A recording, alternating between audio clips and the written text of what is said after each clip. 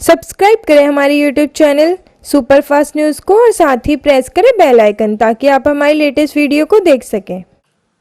पंकज जी, इस समय कोरोना की वजह से सारी गतिविधियां बंद है, लेकिन भारत में तीन दिल्ली भारत की बात करें और उसमें भी खासकर तौर दिल्ली में तीन तरीके घटनाएं ऐसी है जिसमें ज़्यादा हंगामा मचा हुआ है।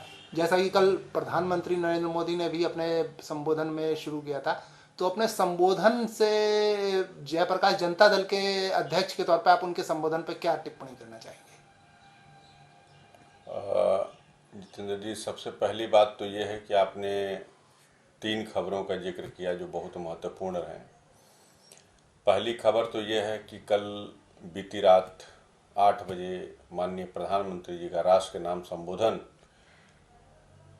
को लेकर के आप एक प्रश्न पूछना चाहते हैं कि इसमें सरकार कहाँ इस महामारी के समय में स्टैंड कर रही है। तो कल का जो संबोधन था बहुत ही अच्छा था और मेरे ख्याल से देश की जनता को इससे अच्छे तरीके से वो नहीं दिया जा सकता था, उनको सलाह नहीं दी जा सकती थी। कारण ये है कि देश की जनता हमारी जो है वो बहुत बड़ा तबका मीडियम और लोअर मिडिल क्लास का भी बिलोंग करता है। कोरोना महामारी ऐसी एक वायरल इन्फेक्शन है जिसके वजह से यह ट्रांसमिट हो जाता है एक दूसरे में टच में आने से, इनके ड्रॉपलेट से, इनके टच में आने से ये ट्रांसमिट हो जाता है। और विश्व इस महामारी से लड़ने में पूरी ताकत झोंक चुका है। उसके बावजूद इसको कंट्रोल करना एक मुश्किल भरा समय लग रहा है, ऐसा चल रहा है। तो मेरे ख्याल से प्रधानमंत्री जी ने जो जनता कर्फ्यू की बात करी कि रविवार का दिन है और जनता कर्फ्यू रहे, तो उससे क्या होगा कि एक अपने आप लोग आइसोलेट हो जाएंगे एक दूसरे से। दूसरी बात यह है कि वायरस इन्फेक्शन कनेक्शन से आते हैं, कनेक्टिविटी से आते हैं, तो ट्रांसमिट होने में एक रोकने का एक अच्छा कदम होगा। और इसकी ट्रायल के बाद उन्होंने एक संदेश में एक बहुत महत्वपूर्ण बात कही थी कि आने वाले समय में मैं देश की जनता से कुछ मांगना चाहता हूं, अभी तक जनता ने मुझे दिया है, तो मैं चाहूँगा कि कुछ हफ्ते का समय उनसे मांगूंगा। कहने का मतलब ये है कि ये कहीं ना कहीं एक अंदेशा है कि आने वाले वक्त में इस तरह के आइसोलेशन ट्रायल और भी किए जा सकते हैं। हालांकि इससे अर्थव्यवस्था, रोजगार और चीज़ों पे असर पड़ेगी, गाड़ी थोड़ी देश की गति धीमी होगी, लेकिन इस महामारी से बचने का इसके अलावा कोई तरीका नहीं है। तो मेरे ख्याल से राष्ट्र के नाम संदेश में इन्होंने लगभग सारी बातें कहीं और कुछ सुझाव भी दिए जो उम्र दराज लोगों के लिए दिए कि और अननेसेसरी मूवमेंट के लिए उन्होंने रेस्ट्रिक्ट करने के लिए कहा है। यह एक सलाह थी और देश के प्रधानमंत्री होने के नाते उन्होंने सलाह दिया और सरकार लोगों के साथ कदम से कदम मिला के चल रही है। तो मेरे ख्याल से एक अच्छा कदम है और सभी विपक्षी पार्टियों ने और भी लोगों ने इसको सराहा है और सभी इसमें साथ देने को तैयार है ऐसे विकट परिस्थिति में। तो क्या सिर्फ ये 12 घंटे के लॉक कर्फ्यू से सही हो जाएगा? 14 घंटे की नहीं, 12 घंटे के कर्फ्यू से सही नहीं हो जाएगा। 12 घंटे से संडे का दिन है, एक ट्रायल है, क्योंकि वायरल इन्फेक्शन फैलने का जो रेशियो है संडे के दिन जनरली क्या होता है, छुट्टी का माहौल होता है, लोग गैदरिंग करते हैं, टूरिस्ट जगहों पे जाते हैं, रेस्टोरेंट में जाते हैं, होटलों में खाते हैं, मूवमेंट भी काफ़ी होता है। तो संडे का दिन है, उससे कोई खास लॉस नहीं होना है किसी को, सभी लोग घर में रह सकते हैं। तो इन्फेक्शन का रेशियो का मेजरमेंट नापने में आसानी होगी और लगेगा कि इससे कुछ फ़ायदा हो रहा है, तो शायद कुछ समय 1-2 दिन और बढ़ाया जा सकता है या इसको किया जा सकता है। कारण यह है कि इसको रोकने का साधन एक ही है कि ट्रांसमिट न होने दिया जाए, कम से कम लोग कनेक्शन में आएँ और जो लोग ग्रसित हैं इससे उनको आइसोलेट करने के लिए कुछ उपाय किया जाए। तो एक अच्छा कदम है, हम अपने घरों में रह करके कुछ समय व्यतीत करें, अपने समाज में लोग इसके लिए आगे आएं और इसको मेरे ख्याल से जनता कर्फ्यू को एक फुल कर्फ्यू के रूप में लें, और शाम में इन्होंने जो कहा है कि सायरन बजेगी तो आपको सभी घरों से निकल करके ताली थाली घंटे ये सब बजाने की ज़रूरत है।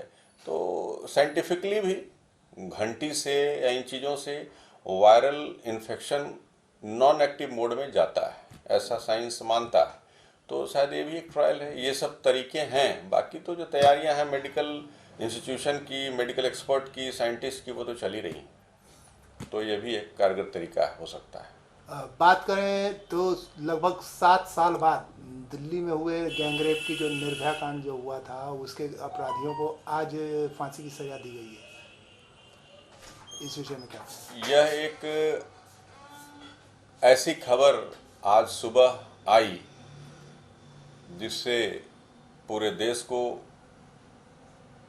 बड़ा ही राहत मिला कि ऐसे दरिंदों को बहुत लंबे समय तक रख करके इनकी अवगत करने की कोई ज़रूरत थी नहीं। हालांकि इसी देश में कुछ एडवोकेट या कुछ लोग ऐसे हैं जो इसको पेचीदगी में डाल करके अपने नाम के लिए काम करना चाहे, तो ऐसे लोग भी हैं और होते हैं। कुछ अच्छे हैं तो कुछ लोग प्रोफेशन को लेकर के कुछ अपने अपने मतलब को साधने में लगे थे। हालांकि एक लंबा समय लगा इनकी, लेकिन फास्ट ट्रैक कोर्ट ने जो डिसीजन दिया उसको हाई कोर्ट और सुप्रीम कोर्ट में चैलेंज करने के बाद क्यूरेटिव पिटीशन ये वो करने में भी मैं मान के चलता हूँ कि जितना समय हिंदुस्तान में लगता है उस हिसाब से भी बहुत फास्ट हुआ है। और इसके पीछे कारण देश की जनता और मीडिया का है। इसको इतना रिगरस फॉलो किया गया कि इनको जल्दी जल्दी डिसीजन देनी पड़ी। लेकिन क्या है कि पुलिस का भी एक बहुत बड़ा रोल रहा। पुलिस ने फटाफट चार्जशीट दाखिल करके तमाम तरह के एविडेंस इकट्ठे किए। नहीं तो जिस तरीके से अपनाया जा रहा था इसको टालने के लिए फांसी को, तो ये कुछ वकील हैं जो लगे थे इन लोग अपने नाम कमाने के लिए, तो उनका मकसद सॉल्व हो रहा था। तो एक तरह से एक अच्छा खबर मिला और निर्भया को एक जस्टिस मिली, उनके माँ बाप को एक जस्टिस मिली।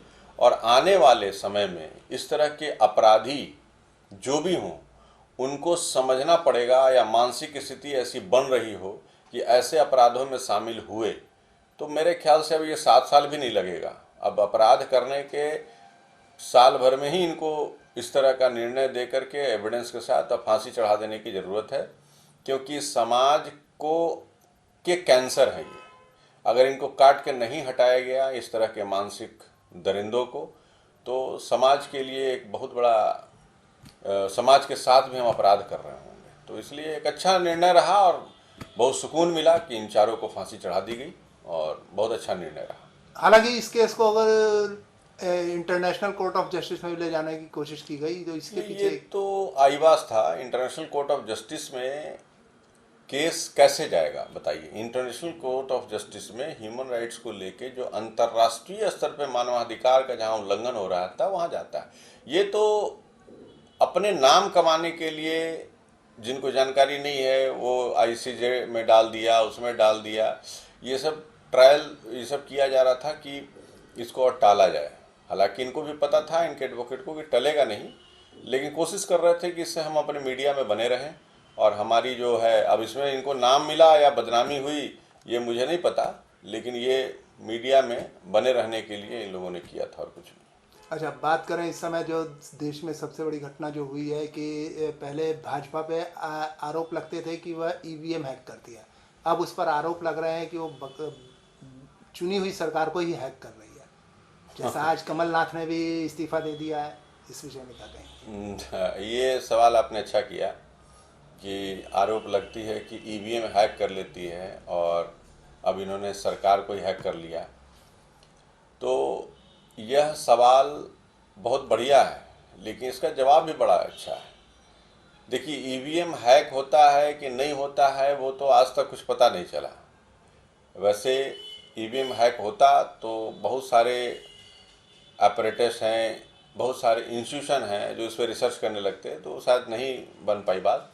लेकिन जहाँ तक सरकार हैक करने की बात है तो ये बात सही है कि अवसरवादिता की जो राजनीति है उसमें भारतीय जनता पार्टी भी पीछे नहीं रहती है।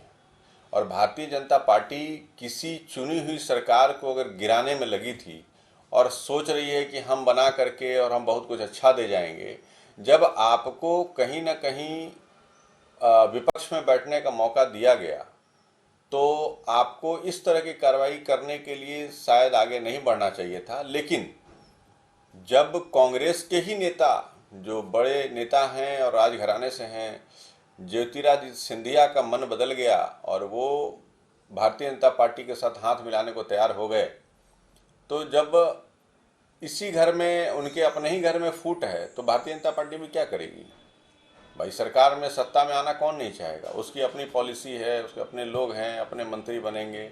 और मध्य प्रदेश एक बड़ा राज्य है, डेवलपिंग स्टेट है, काम अच्छे हुए हैं और शिवराज सिंह जो सरकार चलाए थे, मुझे लगता है कि वहाँ भी उन लोगों ने भी विकास के लिए काफ़ी काम किया था। तो लेकिन हाँ, ये है कि सरकार ऐसे वक्त में गिरना जब देश कोरोना से, महामारी से ग्रसित है और हम सत्ता की अवसरवादिता की ओर लगे हैं, इसमें भी तमाम तरह के संसाधनों का उपयोग कर रहे हैं, तो उन सारे कंसंट्रेशन को और कोरोना पे कंसंट्रेट करके उसको हटाया जाता, तो वो भी एक राज्य है जो कोरोना से प्रभावित है।